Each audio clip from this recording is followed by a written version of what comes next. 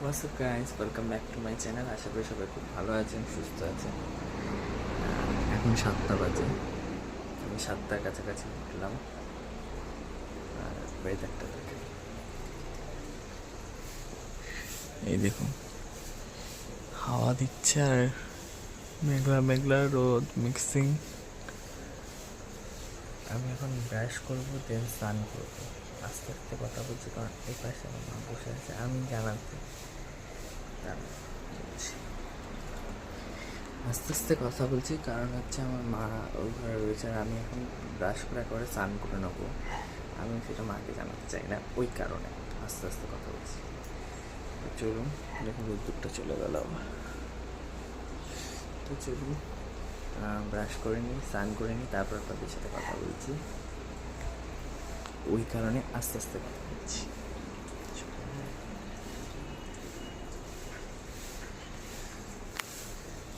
আজকে ওয়েদারটা খুব ভালো, বেশ একটা পজিটিভ। চলো ব্রাশ করে স্নান করে তারপর আপনাদের সাথে কথা বলছি, ঠিক আছে? চলুন ব্রাশটা করে নিই, স্নান করে আপনাদের সাথে কথা বলছি, ঠিক আছে? এখন ওই 9টা 10-এর কাছাকাছি, আর আজকে আমার পুজো দেওয়া খুব তাড়াতাড়ি কমপ্লিট, কারণ আজকে আমি তাড়াতাড়ি এসেছি, তাই দেখতে পাচ্ছেন ফুল কমপ্লিট। তাড়াতাড়ি এসেছি ওই কারণে পুরো কমপ্লিট আমার পুজো দেওয়া। আর বাইরের রোদটা দেখুন,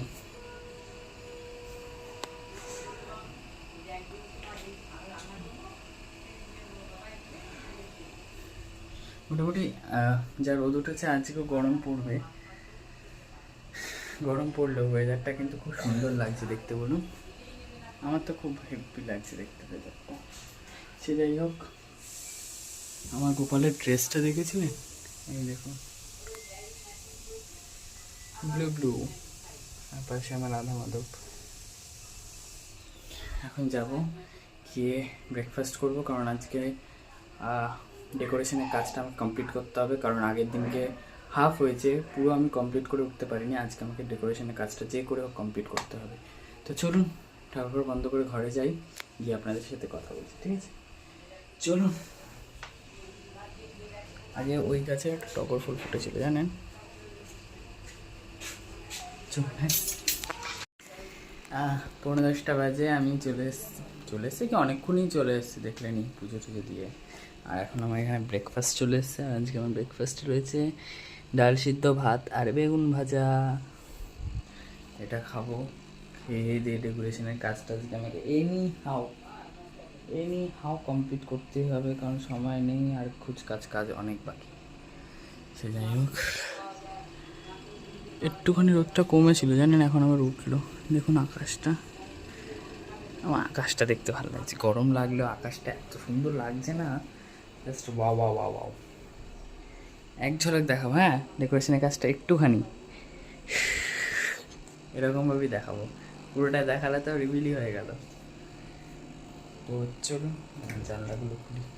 জানলা খোলার দায়িত্ব আমার, বিড়ালের জন্য খোলে না, কারণ এই ঘরে সকালের দিকে কেউ থাকে না। আমি পুজো টুজো করে আসি, তারপরে এই ঘরে আসি, ওই কারণে। চলুন খেয়ে নিই, তারপর আপনাদের সাথে কথা বলছি।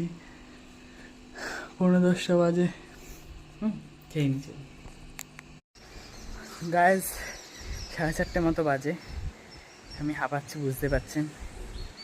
আর লুক এট দ্য স্কাই, ওদিক থেকে খুব মেঘ করে আসছে, দেখছেন? হয়তো বৃষ্টি আসলে আসতে পারে, যদিও 3টের দিকে একটুখানি হালকা একদম সেই শাওয়ারের মতন বৃষ্টি হয়ে গেল। আকাশটা এখন বেশ ক্লিয়ার দিয়েছে, মেঘলা মেঘলা আছে, আর ওদিক থেকে যেমন দেখালাম। তো আপনারা ভাবছেন যে গামছা নিয়ে গলায় এরকম পাগলের মতন আমি কি করছি। দেখতে পাগলের মতনই লাগছে, মনে হচ্ছে 1970 সালের যুদ্ধ করে আসলাম। সালটা একটু এদিক ওদিক হয়ে গেছে, যদিও বা সে যাই হোক। এই ছাদে বেশ কয়েকদিন ধরে আপনারা দেখছিলেন যে প্রচুর ঘাস জন্মে গেছিলো, প্রচুর ঘাস হয়ে গেছিলো। তো আজকে সেগুলো সব ক্লিন করলাম। এই দেখুন, আর একটা পার্ট এইখানে, দেখছেন? সব পরিষ্কার করলাম। আসলে মা 1 সপ্তাহ, 1 দিন 2 দিন 3 দিন 4 দিন 5 দিন 6 দিন 10 দিন ধরে বলছেন আমাকে, গত 1 মাস ধরে আমাকে বলছে যে ছাদের গায়ে জঙ্গল হয়েছে, সেগুলো পরিষ্কার কর। আমার মা ছাদে উঠতে পারে না, আমার মাকে বাবা বলেছে, পাঁচিল দিয়ে তো অবভিয়াস মা উঠতে পারবে না, বাবা ওঠে, তো বাবা বলেছে যে ছাদের জঙ্গলগুলো পরিষ্কার কর 1 মাস। কিন্তু আমার যখন যেটা ভালো লাগবে আমি সেটা করব, যখন ভালো লাগবে না কারোর বাবার ক্ষমতা নেই আমাকে দিয়ে সেটা করানোর। আমি এরকম টাইপের মানুষ, যখন আমার মুড হবে আমি সব করে দেবো, যখন মুড হবে না মানে কোটি টাকা দিলেও আমি সে কাজটা করব না, তো করব না, আমাকে দিয়ে কেউ করাতে পারবে না। আমি এই টাইপের মানুষ, বুঝলেন তো? মানে কি বলবো, বেশ মুডি আর রাগী। আমার রাগ আছে খুবই, আনকন্ট্রোল টাইপের রাগ, যখন আমার রাগ ওঠে আনকন্ট্রোল টাইপের রাগ ওঠে। সে যাই হোক, তো আজকে 3:30 দিকে বললাম বৃষ্টি হচ্ছিল, তো সেই কারণে ভাবলাম, মেঘলা ছিল তখন, এরকম রোদ ওঠেনি, মেঘলা মেঘলা ছিল, আমার ফোনের চার্জে কম ছিল, আর যেহেতু আমাকে এসে ভিডিওটা কন্টিনিউ করতে হতো, আমি যেন ফোনটা চার্জে দিলাম, তখন বাজে প্রায় 3:45। কারণ যখন কিছু করার নেই এতটা টাইম, তাহলে যাই ছাদের জঙ্গলগুলো পরিষ্কার করি, যেমন কথা তেমন কাজ। চলে আসলাম ছাদে, এসে সব পরিষ্কার করতে করতেই সূর্য মামা উকি দিয়ে বলছে, পরিষ্কার করছিস, দাঁড়া আমি উঠছি। ব্যাস, সূর্য মামা উঠে গেলে। এই যে রোদটা কমেছে, আরও আগে রোদ ছিল। আচ্ছা যাই হোক, এই পরিষ্কার করতে করতে করতে করতে মাঝখানে কী হলো, আমার হাতে আঙুলের ঠিক এই জায়গাটা, এখন রক্ত বেরোচ্ছে না, রক্ত বন্ধ হয়ে গেছে এইখানটা না, এই যে এই জায়গাটা, এই যে গ্যার বাবা, এত পিঁপড়ে না, দেখতে পাচ্ছেন কিনা আমি, ঠিক এই জায়গাটা দেখতে পাচ্ছেন, এই যে ছোট্ট একটুখানি এই জায়গাটা দিয়ে লেবু গাছের গোড়ায় শুকনো লেবু গাছের ডাল পড়েছিল। এবার জঙ্গলের মধ্যে আমি আর খেয়াল করিনি, জঙ্গল টেনে বার করতে গেছি, ব্যাস আর কোথায় যাবি, কাটা সিধা আমার আঙুলে। অবস্থা দেখুন, এর পরের অবস্থাটা খানিকটা এই যে,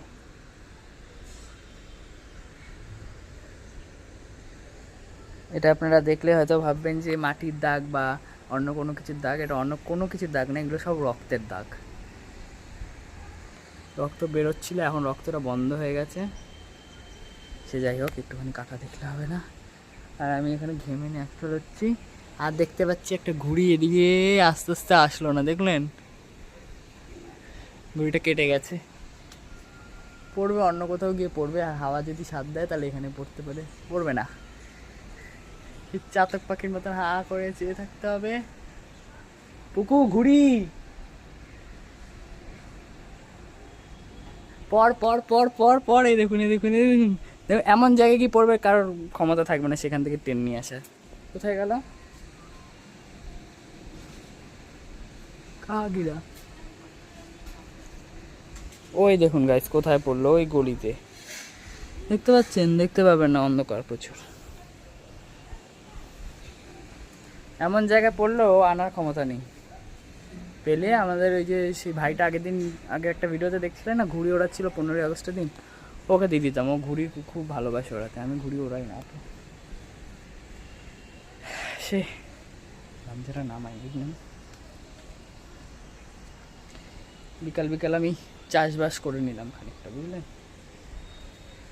এই একটা ছাদেরই আপাতপক্ষে করতে পেরেছি, দুটো পারছি না। ওই দেখুন, এটা পারছি না। আর ওখানে গোলাপ ফুটেছে, গোলাপের কাহিনী পরে বলছি, আগে এই ছাদের কাহিনী বলি। তো এখন অবধি সমস্ত এই ছাদটা পরিষ্কার হয়ে গেল। বৃষ্টি আসতে পারে জানেন, এই দেখুন আসছে। আর একটুখানি ঝাড় দেওয়া বাকি আছে, সেটা দিয়ে নিয়ে আমি আপনাদের সাথে কথা বলছি, ঠিক আছে? চলুন বাকি ঝাড়টা দিয়ে নিই, ঠিক আছে? চলুন।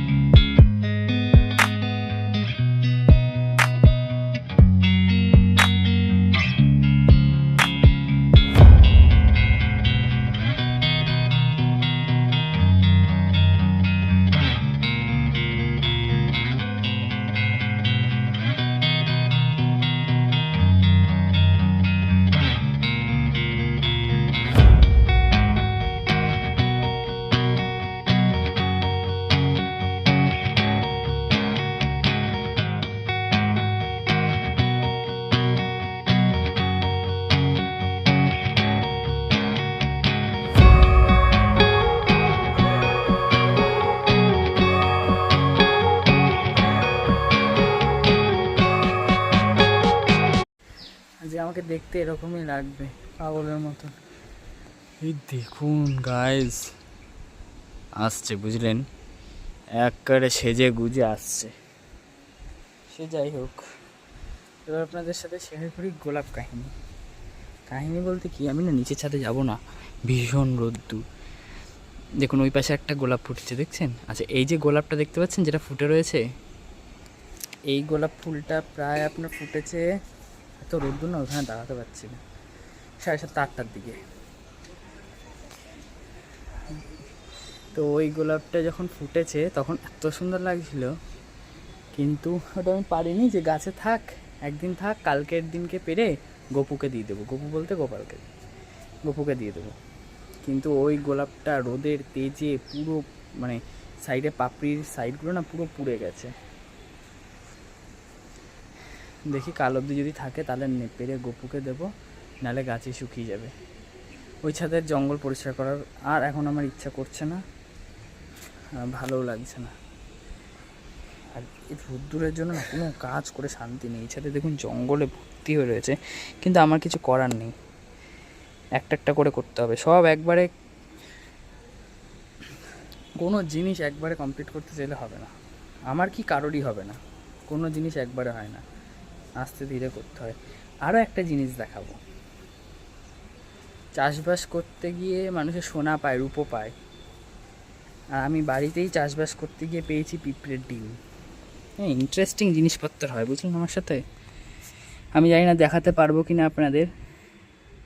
ঠিক এই জায়গাটায় ছিল বুঝলেন ডিমগুলো, এই যে এই জায়গাটা ছিল, এখন মাটি দিয়ে ওরা ঢেকে নিয়েছে কোনোভাবে। সেই যে কালো বড় পিঁপড়েগুলো হয় না এরকম সাইজে এক একটা, এবার আমি যখন ঘাস টেনে তুলেছি ওই পিঁপড়ে বেরিয়েছে হুড় করে। আমি ভাবি যে গাছের গোড়ায়, মাটির গোড়ায় বৃষ্টি হচ্ছে, জল দিই প্রত্যেক দিন। ওই ওখানে একটা আম গাছ ছিল বুঝলেন, আম গাছটা মরে গেল। দেখুন একটা নয়নতারা ফুলের গাছ রয়েছে, ফুল নিয়ে যেহেতু আমি রোজ জল দিই।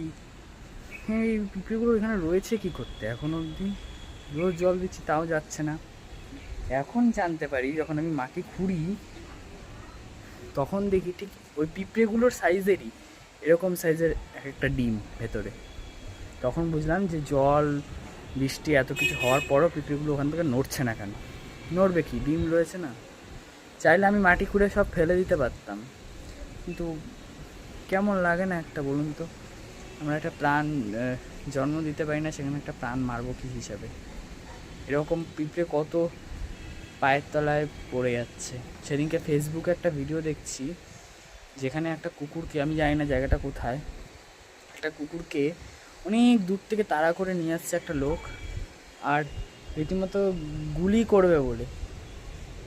মানে ভাবনার বাইরে যে মানুষ এতটা কি করে হতে পারে। একটা জিনিস দেখি, এই ব্যক্তিটি তখন থেকে উকি মারছে আমার ছাদে এসে শোবে বলে। আয় আয়, আসবে না, আমাকে দেখেছেন, আসবে না।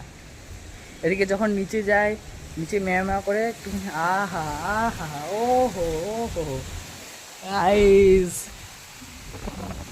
ও দারুণ হাওয়া উঠেছে।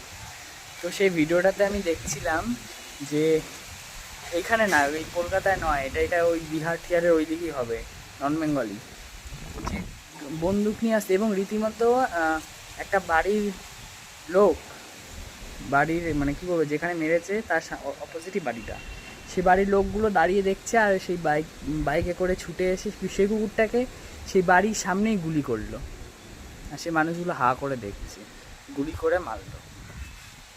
মানে মানুষ যে কী করে এতটা হতে পারে, হিংস্র হয়ে যেতে পারে, আমার তো মাথায় ঢোকে না।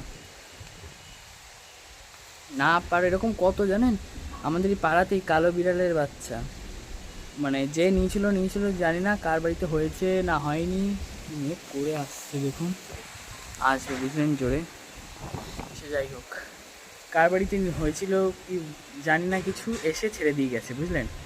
সেই বাচ্চা ওদের বাড়িতে গেল, সেই বাচ্চাকে আমি নিয়ে আসলাম যে যদি আমার বাড়িতে থাকে, কিন্তু ভগবান জানে থাকলো না, ও গেট দিয়ে বেরিয়ে চলে গেল, গিয়ে ওই পাড়ায় গেল।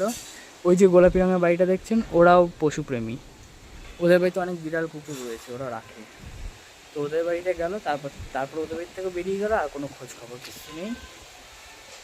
এরকম অনেক ছেড়ে দিয়ে যায়, কতটাই আমরা খেয়াল রাখতে পারবো বলুন? কিছু মানুষ পাড়ায় ভালো, কিছু মানুষ পাড়ায় ভালো না, এরকম প্রচুর পাড়ার লোক আছে, সবার পাড়াতেই আছে। আমি বলছি না যে আমার পাড়াতেই রয়েছে বা আমার এখানেই রয়েছে, একদমই নয়। অনেক জায়গা আছে এরকম পাড়ার মানুষ যারা কুকুর বিড়াল দেখতে পারে না, কিন্তু ওদের যদি আমরা সাহায্য না করি ওরা কোথায় যাবে?